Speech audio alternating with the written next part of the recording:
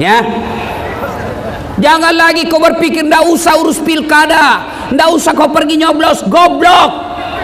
Tahu goblok? Beleng-beleng. Tahu beleng-beleng? Dongok. Ayo, kenapa perlu peduli politik?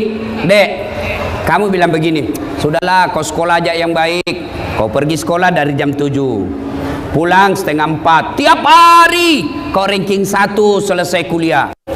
Kau juara umum di kampusmu, IP-mu 3,9. Tapi yang memegang pemerintah di kotamu, wali kotamu tidak peduli lapangan kerja, maka lebih banyak orang luar masuk menjadi kerja di sini, kalian menjadi pengangguran, kalian IP-mu 3,9. Makanya, Ibu, di mana-mana pilkada banyak pemilihnya perempuan. Di mana-mana pemilih lebih banyak perempuan, termasuk di Tanjung Balai ini. Ibu, mau memajukan kabupatennya? Mau anak-anaknya punya lapangan kerja? Jangan disogok ketika pilkada. Bisa, Ibu? Maka orang yang dapat sogok ketika pilkada kena mati, mati kau dalam keadaan kafir. Termasuk anggota DPR yang terpilih karena nyogok.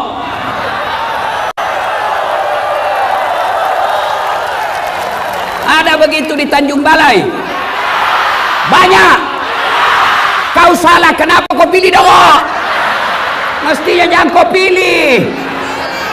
Hei, Bu, hei. Nabi selesai perang Badar. Perang Badar, ada sahabat meninggal. Sahabat yang lain yang hidup berkata, Allahu Akbar, dia masuk surga. Allahu Akbar, dia mati syahid. Allahu Akbar, bidadari di surga menunggunya. Nabi berkata, dia masuk neraka. Kenapa bisa masuk neraka ya Rasul? Dia membela agama Allah, dia mati syahid, berjuang bersama Rasul. Kok bisa masuk neraka ya Rasul? Nabi katakan, kau periksa kantongnya. Periksa kantongnya.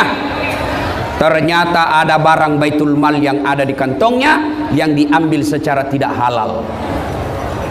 Coba, siapa yang bisa begini? Termasuk kepala-kepala dinas, kalau pindah rumah dinas hilang semua gorden.